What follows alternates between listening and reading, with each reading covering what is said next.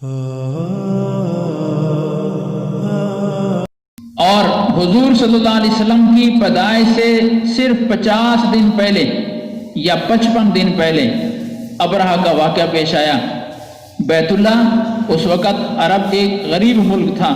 اس لیے کہ یہاں کوئی مادی وسائل نہیں تھے، لیکن بیت اللہ کی اللہ نے دنیا میں محبت اور کشش رکھی تھی، اور دور دور سے دنیا آتی تھی بیت اللہ کا طواف کرنے کے لیے۔ اس وقت یمن کا جو بادشاہ عیسائی مذہب سے تعلق رکھتا تھا، ابرہہ نامی، اور بڑا امیر سلطنت تھی یمن کی، اس نے کہا کہ یہ عربوں کے پاس ایک کچا سا کمرہ ہے اور دنیا کھینچی جا رہی ہے، کیوں میں لوگوں کو ایک خوبصورت کمرہ تیار کر کے دے دوں اس کی جگہ پر، اور ان کو کہوں کہ اس کا طواف کرو، طواف ہی کرنے ہیں تو ایک غریب علاقے میں جا کر ایک کچے کمرے کا طواف کرتے ہو، اس کا طواف کر لو۔ چنانچہ اس نے بیت اللہ کے مقابلے میں ایک کعبہ تیار کیا اور لوگوں میں اعلانات کرائے کہ جی میں نے ایک خوبصورت کعبہ تیار کر دیا ہے اور اس کا طواف کرو۔ تو عربوں میں کوئی شاید وہاں موجود تھا، اس کو پتہ چلا کہ ہمارے بیت اللہ کے مقابلے میں اس نے کعبہ تیار کیا، تو اس نے جا کر رات کو اس کے بنائے ہوئے اس کعبے میں پیشاب کر دیا کسی عربی نے۔ ابرہہ کو جب پتہ چلا، بادشاہ تھا وہ تو بڑے جلال میں لال پیلا ہو گیا کہ اس نے یہ بدتمیزی کی ہے تو میں ان کے کعبے کو گرا کے رہوں گا۔ تو اس نے ہاتھیوں کا، گھوڑوں کا بہت بڑا ایک لشکر تیار کیا مکہ پر چڑھائی کرنے کے لیے اور کعبۃ اللہ کو گرانے کے لیے۔ چنانچہ وہ سفر کرتا کرتا مینا کے اندر پہنچا اور مینا میں پڑاؤ کیا۔ عبد المطلب سردار تھے مکہ کے، حضور صلی اللہ علیہ وسلم کے دادا، ان کو اطلاع ہوئی کہ ابرہہ یوں بیت اللہ گرانے کے لیے آیا ہوا ہے، تو عبد المطلب نے مکہ والوں کو جمع فرمایا بیت اللہ کے پاس، اور جمع کر کے فرمایا کہ ہمارے اندر اس کے لشکر کا مقابلہ کرنے کی طاقت نہیں ہے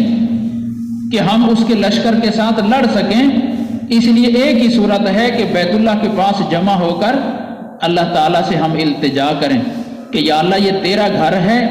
تو طاقتور ہے، ہم کمزور ہیں، تو اپنے گھر کی حفاظت فرما۔ تو بڑی لمبی چوڑی دعا مانگی سارے مکے والوں نے مل کر حضرت عبد المطلب کی سربراہی میں بیت اللہ کے پاس کہ یا اللہ تو اپنے گھر کی حفاظت فرما۔ اور یہ دعا مانگنے کے بعد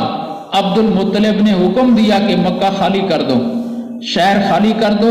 اپنی جانیں بچا لو، اپنا مال بچا لو، اور جہاں ہو سکتا ہے سیٹ پر ہو جاؤ تاکہ تم اس کے حملے سے محفوظ ہو جاؤ۔ مکہ جانے، بیت اللہ جانے، بیت اللہ کا رب جانے۔ عبد المطلب کو کسی نے بتایا کہ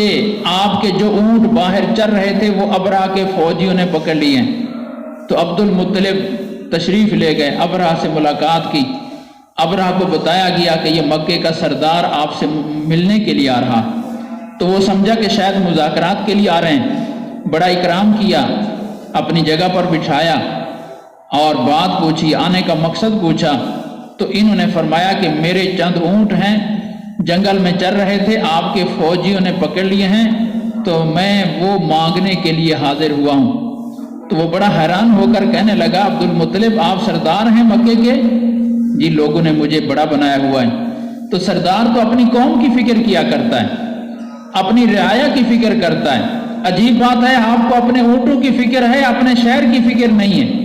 آپ دیکھ رہے ہیں کہ ہم آپ کے شہر پر حملہ کرنے آئے ہوئے ہیں، آپ کے شہر کو تہس نہس کرنے آئے ہوئے ہیں،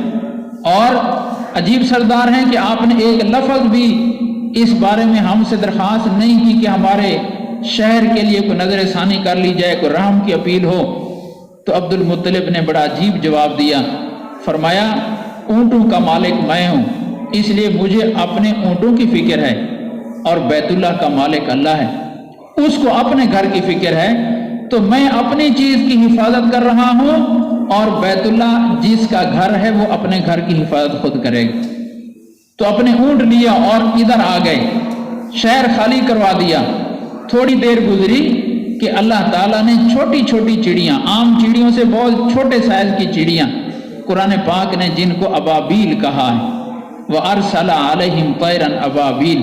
اللہ نے ان کے اوپر ابابیلوں کا ایک لشکر بھیجا، چھوٹی چھوٹی چڑیاں، اور ہر چڑیا کے پاس چھوٹی چھوٹی 3 کنکریاں، ایک اس کی چونچ میں، ایک اس کے دائیں اور ایک اس کے بائیں پاؤں میں۔ وہ اوپر آئیں،